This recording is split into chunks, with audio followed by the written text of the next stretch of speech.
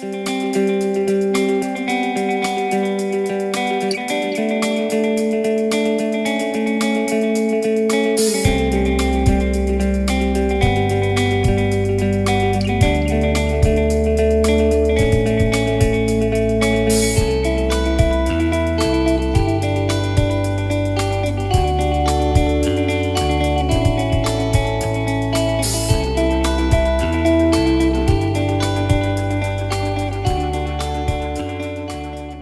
morning, Your Excellencies, dignitaries, ladies and gentlemen, and welcome to IoT, Driving Kuwait's Digital Future.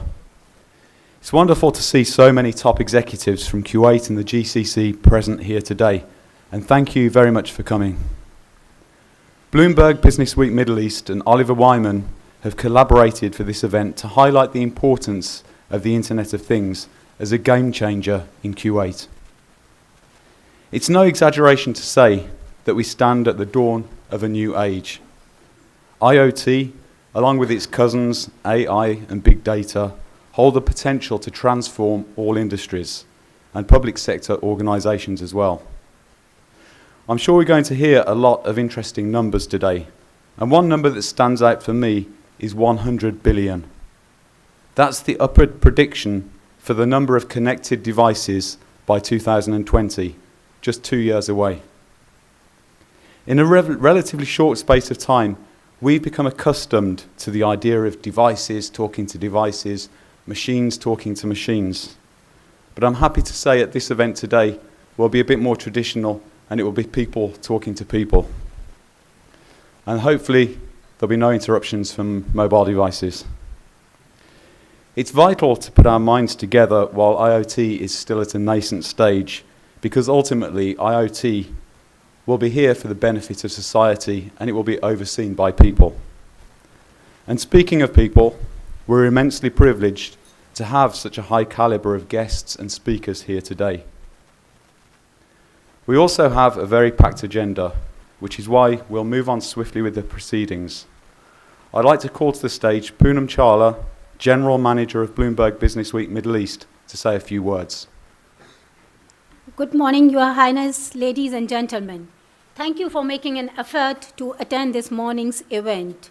This event is a collaboration between Bloomberg Business Week Middle East and our partners Oliver Wyman, and aims to shine on a spotlight on a major game changer, Internet of Things, its potential and benefits. IoT is not a futuristic milestone, but it is being used across industries as we speak to bring in efficiencies, enhance customer service, and improve decision making. In the GCC region, technology is proving to be the biggest enabler of economic diversification, but today's deployment brings its own set of challenges. Today's event is especially relevant to Kuwait, as its government is working on an ambitious economic vision, and IoT can play a major role in helping realize these topics. I hope you enjoy today's proceedings, and we look forward to your active participation. Thank you very much. I'd now like to welcome to the stage a man who many of you know, Pedro Oliveira, Geo Head MEA Oliver Wyman, who will give a welcome address. Thank you very much for coming to today's session. After spending 14 years working in Kuwait, for me it's an honor to be here and discussing a leading edge topic like this. Kuwait is a nation, is an economy that requires transformation like most economies in the Gulf. And we believe that IoT can be an enabler of this transformation. The government of Kuwait is fully supportive and understands the impact that IoT can have in its economy and society. And we see the legislation, we see the funding starting to support this important initiative. And what is happening in Kuwait with the Ministry of Electricity and Water and the partnership with Zain and other corporations in Kuwait delivering smart meters is the first indication of Kuwait taking a leading role in IoT in our region. So I welcome you to our conference. I expect a fruitful discussion and the objective is to discuss, okay, what are the IoT applications that are most relevant for Kuwait? What are the enablers that are required from government, from society, from corporations to make IoT a success in Kuwait? Thank you very much. IoT is going to become ever more significant across industries in the coming months and years. And one of the sectors that stands to gain significantly is ports and logistics. It's a great honour to welcome to the stage His Excellency Sheikh Yusuf Sabah, Director General of Kuwait Ports Authority, to offer his insights into how IoT stands to transform his industry. Please give a big round of applause for Sheikh Yusuf.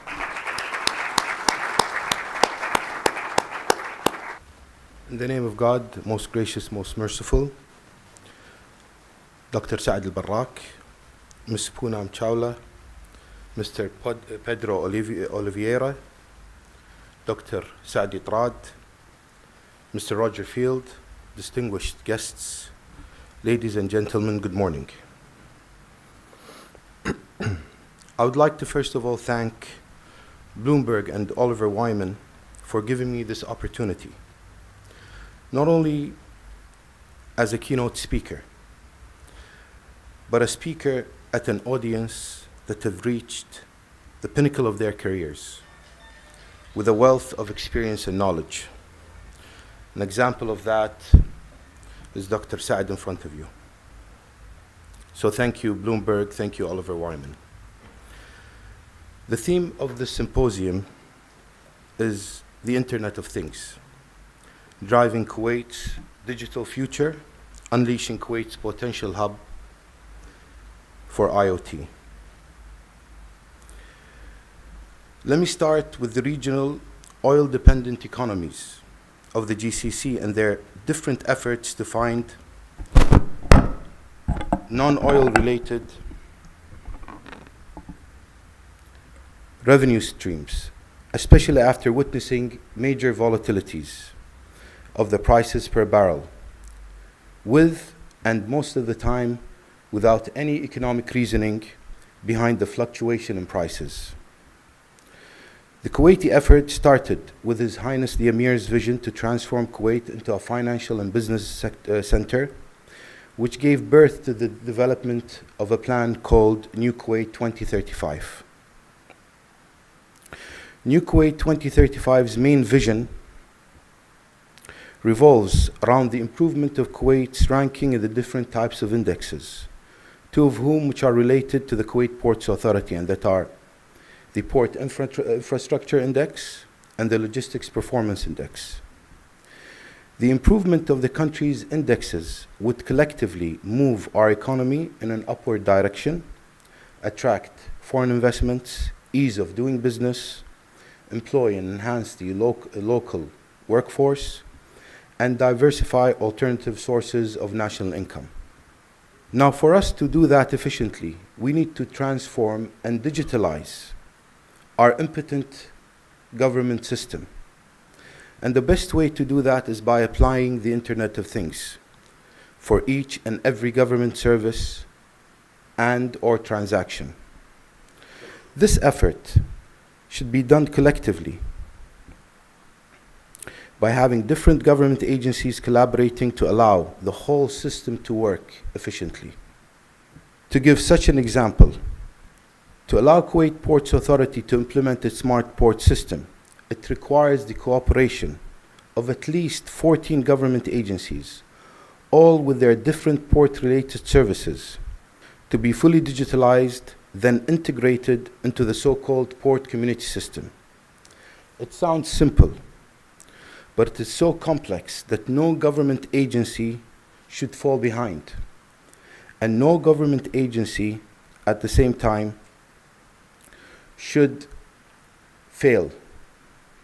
And not only that, the same employed workforce that carry the same job positions and the same job titles have to change their job descriptions. This is because they will be doing different online tasks using the industry-specific software that would allow them to do the same job they did using paper, and thus those same positions need to be redesigned, the staff to be retrained, the job manuals to be enhanced, and thus digitalizing all the workforce. For example, in conventional ports, if you want to employ a ship-to-shore crane operator, you would want to have, a job announcement with people probably experienced in their mid-30s, having a proper crane license, and then with a 2-month course, this person would be transferred from a crane license operator to a ship-to-shore crane operator. Now, that same job in a smart port, the announcement will be a person in his mid-20s, and that is an excellent player of PlayStation. And it is true. Professional and literate in small smart devices, and imagine that is just one job out of many port-related jobs that have to be changed today. The different types of equipment all have to be smart, all have to be connected to the system, and all of those equipment contain different types of sensors. Those sensors, each with its own functionality, all with its specific software that allows us to understand each type of equipment. For example, smart buoys, the ones that float in the sea. Currently, or in the past, all they do is just direct boats. Today, those smart buoys have sensors that detect waves, high and low tides, inbound and outbound ships, all of which that submit data which enable us to track, compare, analyze, monitor those different functionalities that feed into the C4 control room. The smart gate systems, smart vehicle tracking systems on trucks, smart vessel tracking systems, smart weather monitoring systems, smart maps, smart logistics, smart management, traffic management systems, smart container terminal handling systems, smart, and more smart. Just imagine how the sport industry specific smart port system has become so advanced and so technological that it already impacted our recruitment, in which for the first time in the KPA, we require more software, IT, and communications engineers than civil, mechanical, and electrical engineers. This system not only interconnects different equipment, but also interconnects the customers, that are the government agencies, ship agents and operators, importers and exporters, as well as other ports that can exchange vital information on vessel, destinations, container, and general cargo tracking, etc. Just wait until the port industry players start even implementing artificial intelligence, blockchain, along with the cloud computing that is already being implemented. That in one hand. On the other hand, the swift operation of the smart port system requires a swift administration operation as well, and thus ISO quality control, Six Sigma, Kaizen, all those methods of flawless administration techniques need to be implemented as well. The question is, will we in Kuwait, specifically in the Kuwait Port Authority, implementing all of that? My answer is yes. And as the Director General of the KPA, I already initiated an effort called Islah 2020, or Fixing 2020. But you know what? That was too negative. So by today, I will be changing it to Tatweer 2020, or Development 2020, which by 2020, all the administrative systems in the KPA and related manuals will be in place to absorb the smart port system when it is implemented. The KPA already issued a pre-qualification announcement for a turnkey smart port system that will include all the functionalities mentioned and more. This in parallel with all the recruiting we are doing, recruiting smart Kuwaiti nationals to operate the whole system. We will directly recruit staff, by the same time train at least 14 other government agencies that will share the C4 control room with us. And in conclusion, New Kuwait 2035 is going to be digitalized, smart, and using not only the Internet of Things, but the Internet of Everything. Thank you very much. My dream as a Director General is not only to sit in the office and sign some papers. My dream one day, and that is on its way, hopefully, is to control the whole ports using a console or a touchpad. If we look at the first screen, we can see the smart port system and the Internet of Things that is related around the smart port system. It includes 5 important functionalities. If you can see the C4, which is the center. This is the command, control, communications, and computers. This is the room that will operate everything. We have the data analytics, the port community system, the customers, and the cloud, all together creating the Internet of Things for the smart port system. If we go next, please.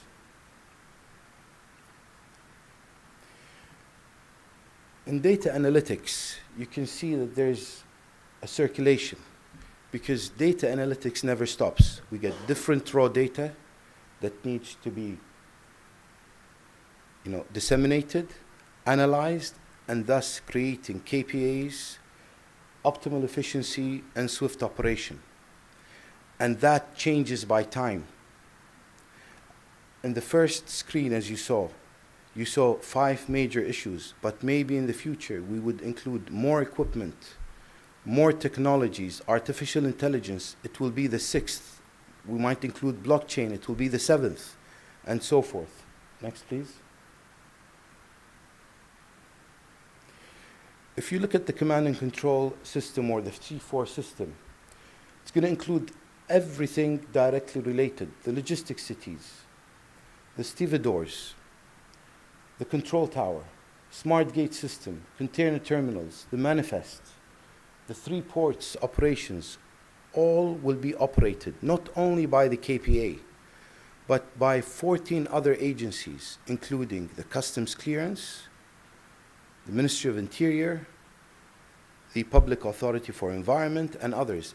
Any one of those other government agencies can be a bottleneck to the Kuwait Port Authority. We had several issues with other related government agencies. One of them had a person embedded within the customs.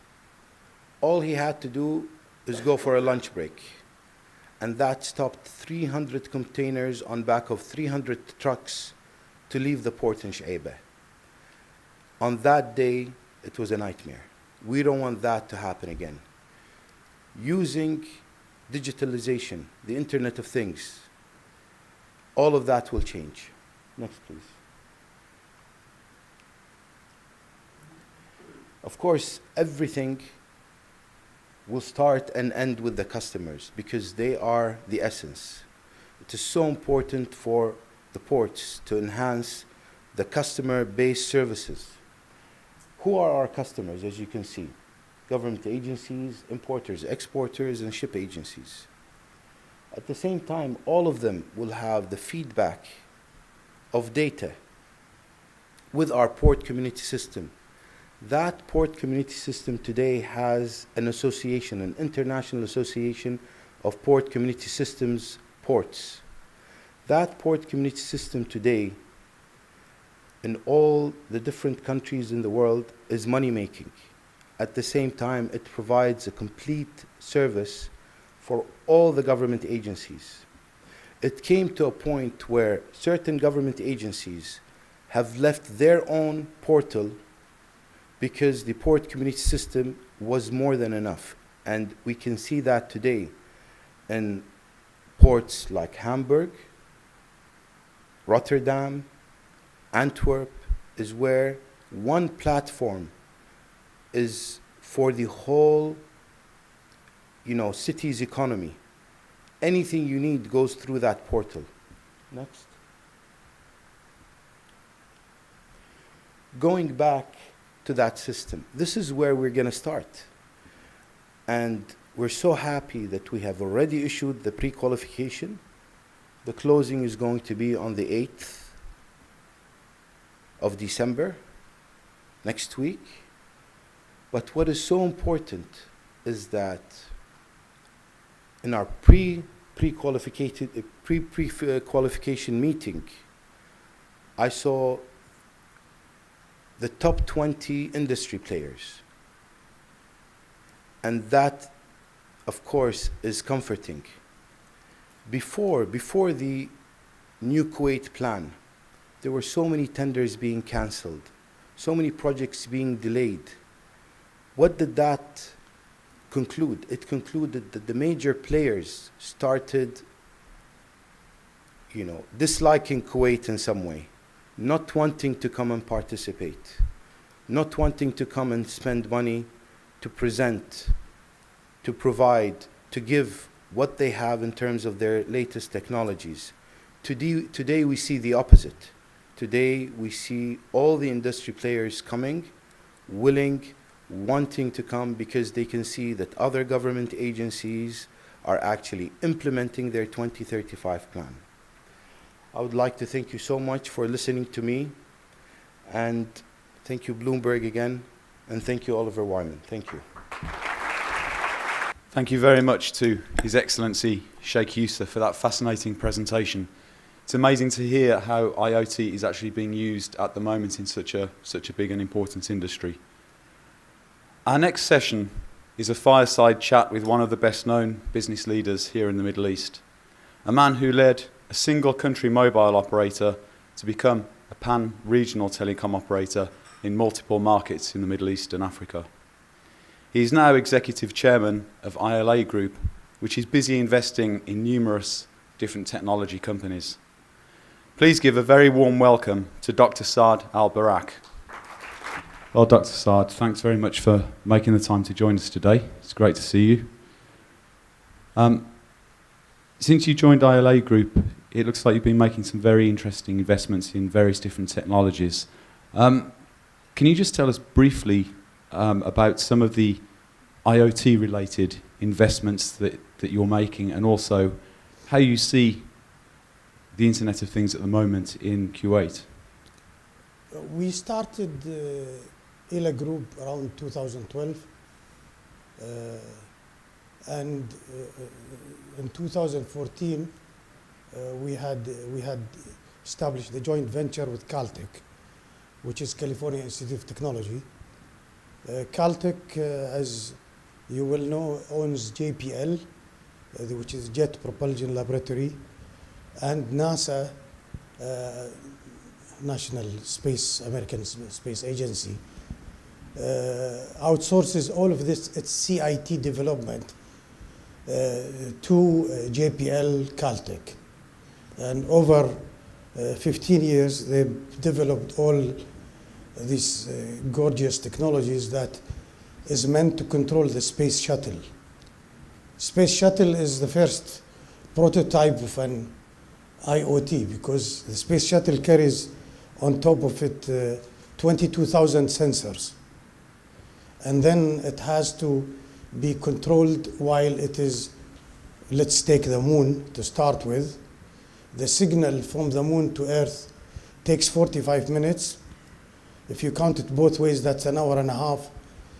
It's enough to destroy the world, or destroy this space shuttle with all of its investments. So they had to come up with an AI, artificial intelligence engine, not alone, but with its ecosystem, in order to control the space shuttle, because the horizon for making a decision is probably sub-seconds. And therefore, they needed supercomputing to run on the smallest footprint, because you need to miniaturize the space shuttle. You cannot put a supercomputer on the shuttle. You need to distribute the intelligence all over the network all the way, in order to have real-time decision making at the end. And you can imagine the technologies around the ecosystem, like simulator, big data analysis, and all the goodies. And at the end, the American government gave the IPs to Caltech and told them, we will not pay for research anymore. You go commercialize it and make money and pay us royalty. So that was our opportunity. How are those technologies being commercialized and used on the ground now? And especially, how are they relevant to Kuwait and the GCC? Mainly on the Internet of Things, for example, IoT, since it's our subject. AI, I think, is the brain. And the IoT, because of you've just heard 100 billion devices by 2020 connected to the IoT. I keep, hearing a lot of technology forecasts and business forecasts have been really dramatically changing over the past 50 years, not 20 years.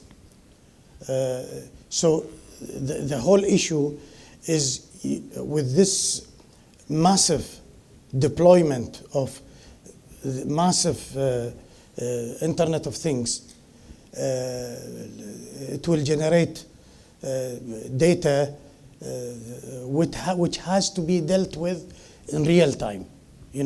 We no longer can afford what, funnily, and I was one of these war criminals, because we sold our customers so much data warehousing systems, and data are not meant to be warehoused. You would be shocked to know that after the Desert Storm, the Americans have analyzed the data they wanted for the battle at that time, and found out the most stressing reality, that 90% of data we collect and manage and store are not irrelevant. Either it's not too critical, or it's aging, so it is completely depleted in terms of its value to you. For example, customer profile today, and especially in the telecom, we used to fix the whole world and assume that the customer would have the same profile for 20 years. This is part of الثبات, من عدم تغيير المبادئ, part of stability of the personality. So you had to profile for 5, 60 years, 10 years customer life cycle. With the millennials and with the way social networking is going and impacting the behavior of people, your customer profile changes every probably 3 months. You need to create products for 3 months and not for 5 years or 2 years or even 1 year. So the cornerstone, I think, for IoT in general, IoT will not deliver its full utility value that is broadcasted, for example, to impact the world economy by $15 trillion and probably within 10 years time, which is 25% of the world GDP today. It will not deliver this immense value without making sense of data in real time and generating what we call actionable insights. And that's why we are very excited about what we call AI. Yeah, IoT, it seems it's so related to artificial intelligence and big data and data analytics. How do you see Kuwait at the moment, and How is Kuwait positioned to try to make use of these technologies now? Well, Kuwait was always agile in the adoption of IT systems and information systems. But it's Kuwait or any other place. You know, the last 7 years, most of my time is in the US talking to the American largest organizations and most prominent. And it's the same thing. People still think that technology evolution will drive organizations to change. Whether this organization is a country, a government department, or a mobile operator. But the real issue is people change because of a cultural revolution and not technological evolution. And the critical path is always what we call not only human adoption, but human exploitation of these technologies. And the lag is always there. The technologies are always more advanced. The state of affairs is much more advanced than we people and communities. Of course, the multiplication and complexity of culture is proportionate to the number of participants in it and so on. So the real challenge is to reculturalize, to start with the IT and telecom sector in order to really have a great impact in that regard. The issue, the barrier, the challenge is not the technology. The real challenge is the psychology embedded in the culture that is represented in the way people think and the way they act and the way their perspective of life and the future. Here in the GCC, there's a very large population of young people leaving university every year. The potential job market increasing. How can we in Kuwait encourage more young people to, do the right courses and adapt so that they're ready for these technologies? Well,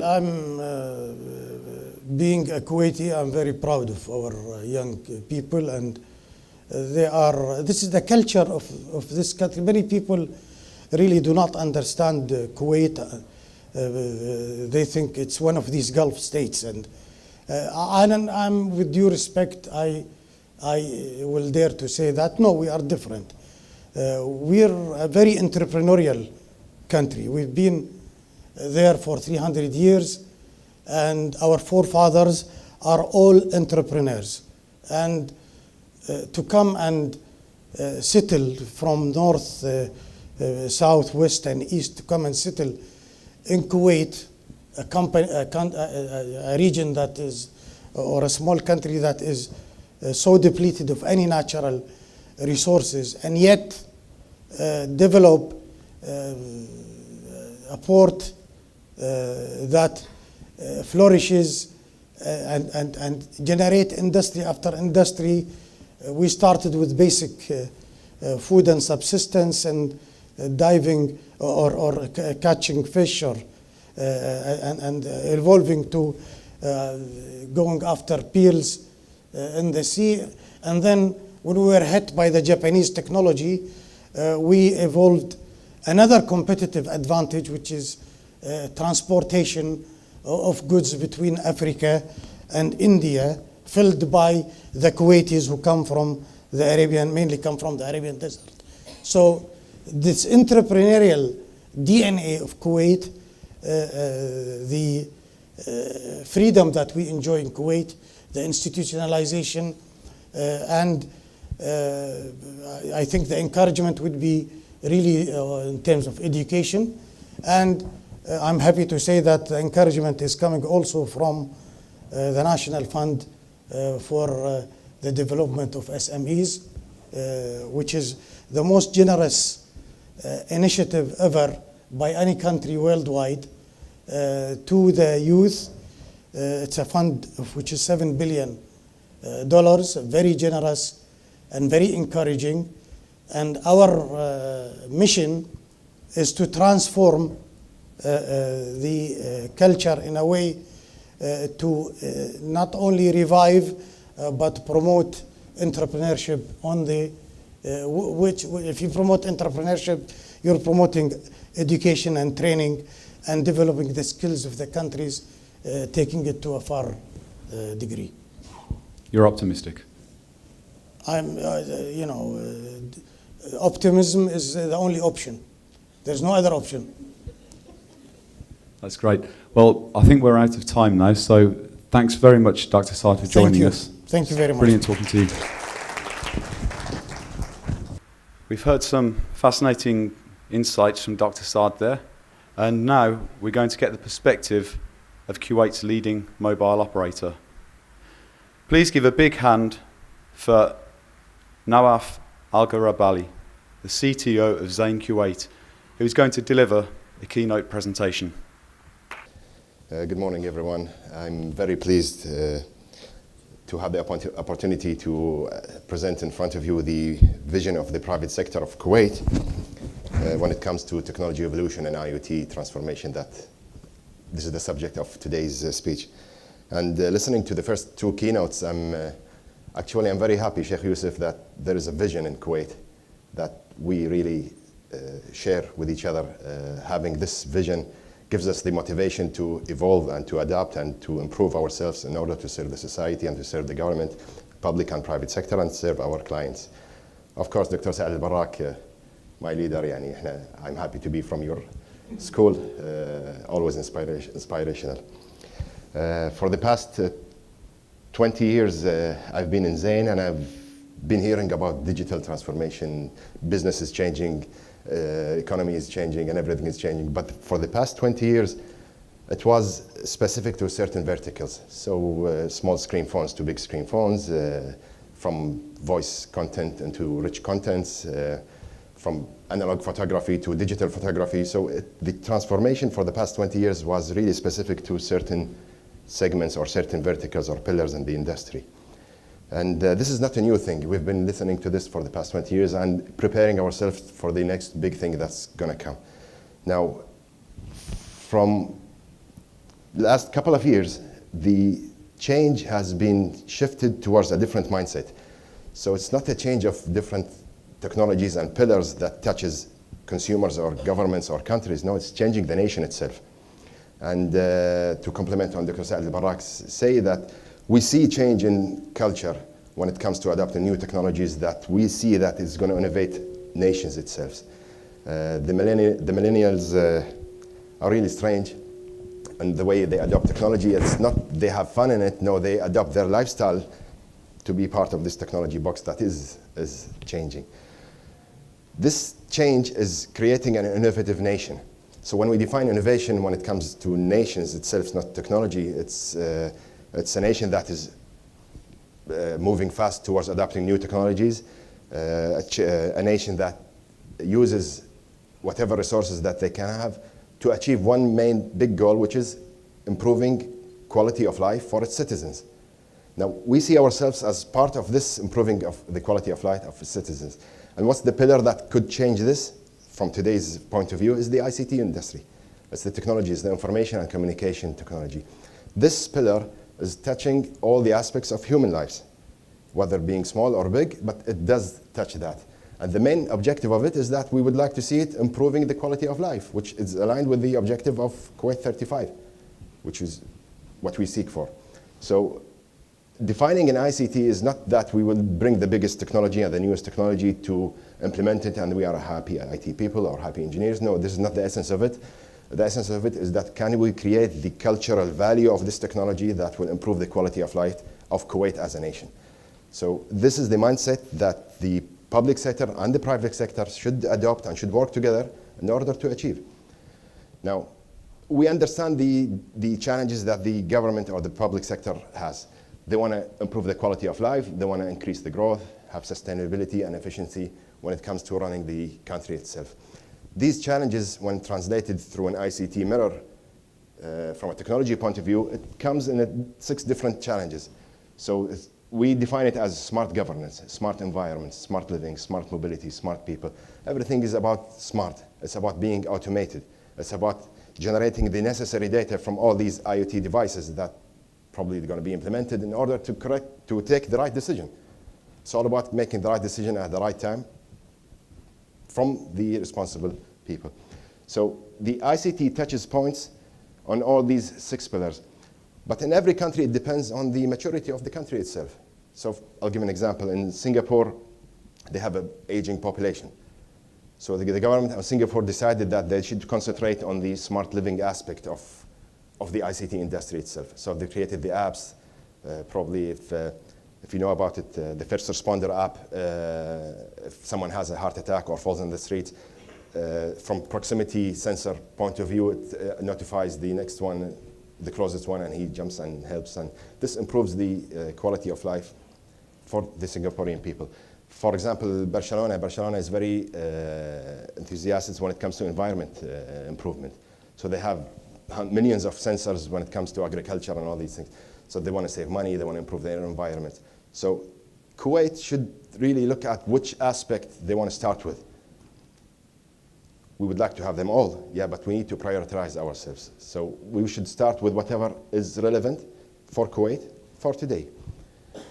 And this is all based on technology. What does technology do? Basically, it's not building the IT system or putting thousands of centers and collecting data. It's basically, you need to manage that data to create the necessary information out of it, make some insights, and take the right decision at the right time. If this has happened as a sequence, then we've said that we have evolved, and you've used IoT, of course, as Dr. Saad said, through artificial intelligence. That's to make sure that it's the right data at the right time. So improve people's life. This is what technology enables. It's not about what we say, just plugging sensors everywhere and monitoring people. It's not about this. It's about taking the right decision from all the government entities at the right time. And we, as a technology company in this sector, this is our bread and butter. This is what we do. But it's a collaboration between the private and the public sector. Because at the end, running a country is a collaborative decisions of all the stakeholders in it. And this is from our side as a private sector, and I'm talking about in general of the private sector, we are aligned with Kuwait's vision.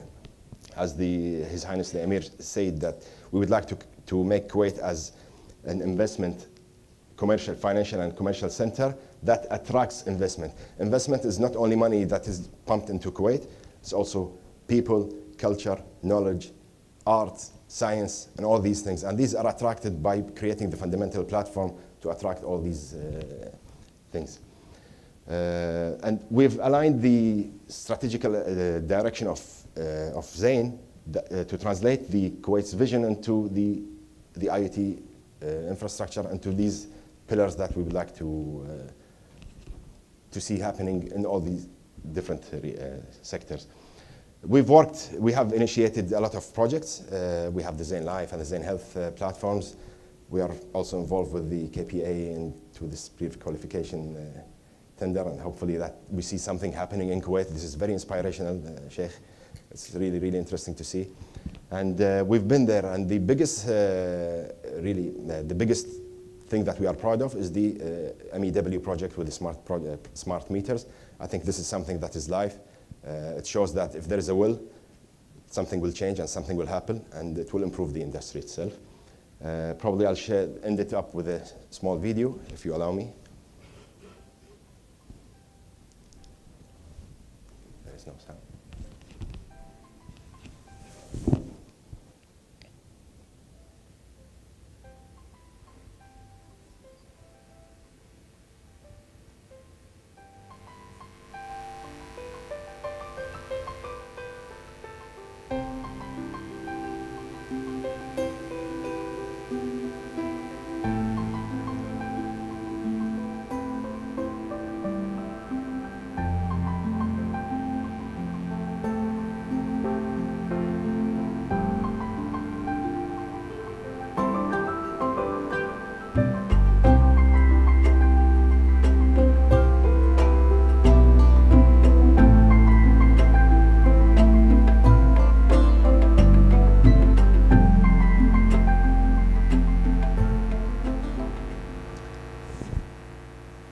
we'll see this in Kuwait, but we did. So thank you very much for giving me this opportunity, and thank you.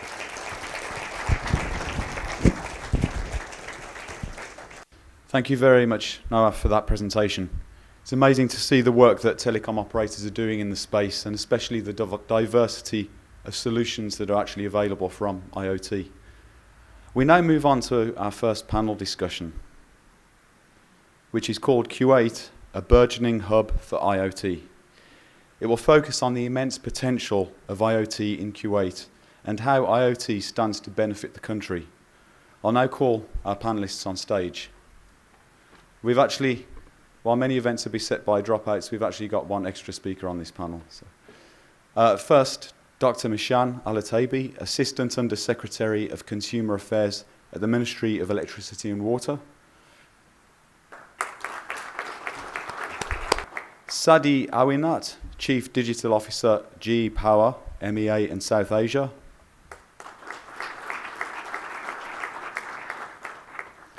Herbert Klausner, CEO of Siemens Kuwait. Hamad Al-Marzuki, Chief Enterprise Business Officer, Zain Kuwait. And Andrew Hanna, Chief Commercial Officer, Viva Kuwait. Please be seated and be comfortable. I think I'll stay here, given that it's quite packed. So, firstly, Dr. Mishan, if I can bring you in here. From the government's perspective, well, from the Ministry of Electricity and Water perspective, if you can just tell me a bit about what you're doing at the ministry in terms of using IoT, especially looking at the smart metering project, which I know you're working on. Bismillah ar-Rahman ar-Rahim. Good morning, everybody. My honor to be here and participate in this event, thanking the organizers, Bloomberg and River Wyman. Actually, the project that already started maybe June last year, it was signed the contract with Zain as the main contractor for this project. It's including the establishment of the infrastructure for IT system and the communication system. And I think it's the first business model that, as a government organization, we are going to such business model that we are outsourcing our smart meter. It was thinking that we go and do it by ourselves as a ministry and then run it for a certain time but this is the first time that we go for cellular communication companies, and I believe it was the right decision, thanking Zain for their cooperation and for excellent progress in this project. And we believe that will start. It will be really important for our customers to have the right partners, okay, in this journey. So we are helping our customers in identifying the right partners in this journey and in their vision and also in their mission, what they have in order to implement digitalization and IoT teams in their processes. Sure, okay. I'd like now to see if there's any questions from the audience. We've got a fantastic panel here, and it's a great opportunity. Is there anything anybody would like to ask from any of the panelists? Got a very diverse panel. Thank you all very much. I'm an entrepreneur myself, working in the fitness technology arena, but I'm also very active looking at these trends. What I want to ask, because we have such a great panel, is it a good opportunity to invest in such startups that are working in the IoT, that are disrupting your respective industries? Is it a good time to look at them and then hopefully integrate them with what you guys are doing? Is this something you guys are looking at, or it's not part of your strategy? Thank you. We're looking into startups, and we're looking into things to empower the ecosystem. It's a new ecosystem that we all need to work and find the right fit for everybody. And it's if you're asking if you want to invest yourself, I'll tell you it's a new area that you need to invest in it. There is good opportunity there. We already invested in a couple of them, and we're looking for more company to enrich the ecosystem. And it's not only about the IoT, it's all about the connectivity, the IoT, and then moving into the data lakes and moving into the application. And one of the good ventures that we're doing on is design drones, and it's in a way or another it goes into the same data at the end. It goes to the machine learning. So if you want to invest in it, it's not only the IoT itself. You need to look at the all new technologies, the blockchain, the machine learning, the AI, and yes, it's a good area. So about the investment, of course you have to invest to make your idea flying, but the thing is that you need to invest in the right thing.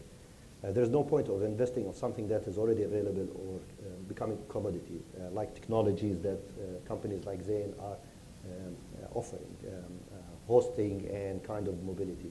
The focus of the investment should be on the differentiation of your idea and business.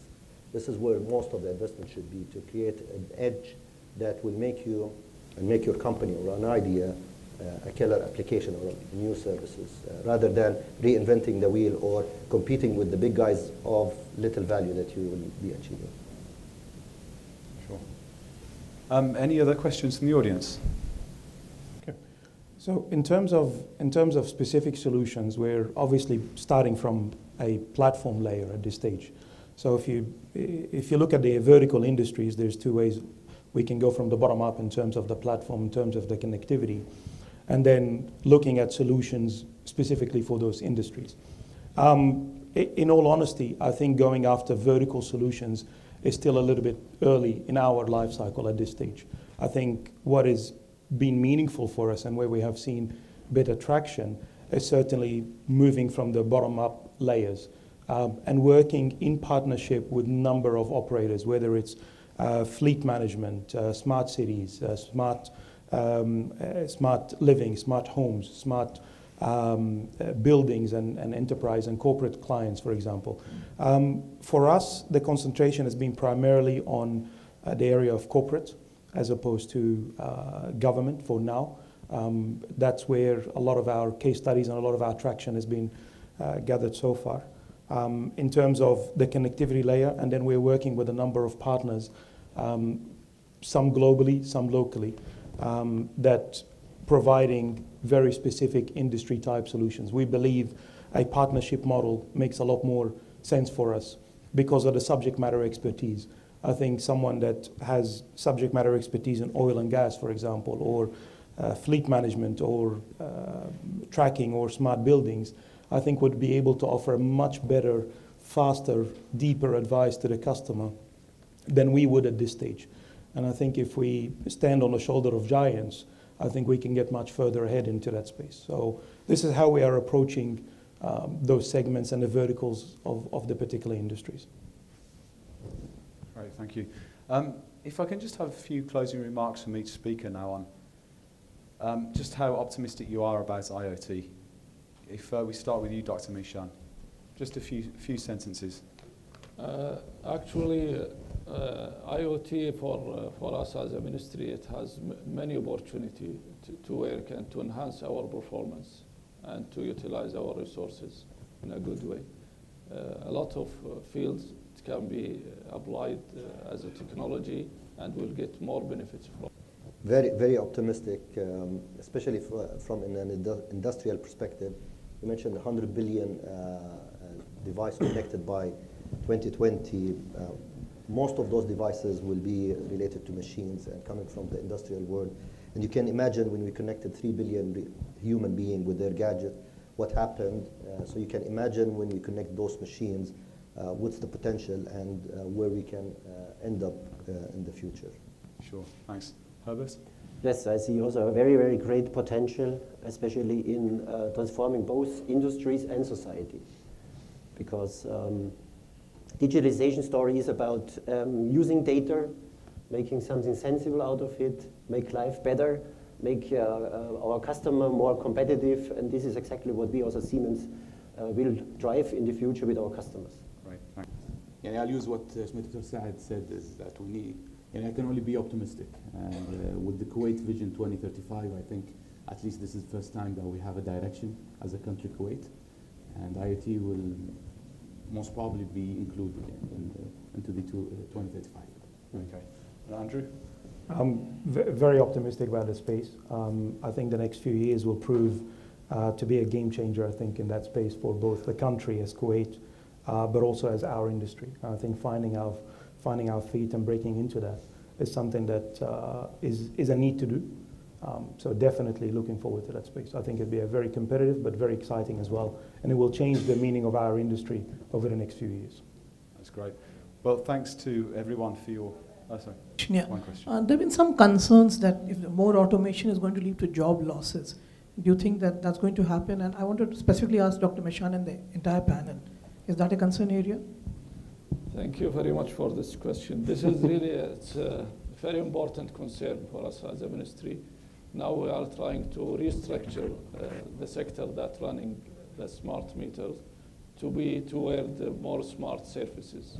So we are going to change the career of the employee that we have already in the ministry, but for sure it will be less than what we have now as a number-wise.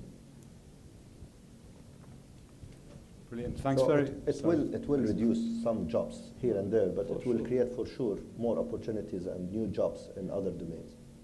Because this is a normal thing. With every evolution or trend happens, there will be like similar situation. So this is not new. I also believe that the future is so disruptive, and what is very, very, very important for the future generations and also for the present generation is to be adaptive and to learn, you know, the skills, the future skills, which will be important. This will help then also to minimize the impact, because there will be new skills, there will be new requirements, but we have to face it, and the reality is here at the moment, and this is very important to understand. Any thoughts as well, Hamad? That's actually you need to change. Yeah, it's a big subject to discuss about the automation and moving the workforce from one area to another area. And I think maybe yesterday we had a big talk on this subject itself. But at least me personally, I think it's about optimization and moving people from a more routine job into a more revenue generating job and creating new areas. But if you look at it from a country, I think you need to change the education system and do lots of changes itself. Yeah. Andrew, any thoughts? I don't know if it's going to lead to a loss of jobs, because I think that's the same thing that happened in the Industrial Revolution. When you look at it over the last 50, 60 years, that hasn't been the case. I think it's more of the information revolution that is going on. And the type of jobs that will be required and the skill sets will be completely different. And I think it will create new industries. And it will create, I think it will create a lot more wealth, and a lot more wealth for the country and for the industries, and different type of industries. A few years ago, the word disruption didn't exist, but now it's quite normal, and a lot of the startups are creating their own ecosystem. So just as a small example, I think that ecosystem itself will create the jobs. It may be lost from one area, but I think it will be gained somewhere else. Yeah, Thank you. Yeah. Would everybody else agree with that as well? There will be more jobs from this than less. That's great. Well, thank you very much for your time and for joining us and for these fascinating insights. Thank you. Please give a big round of applause. Thank you.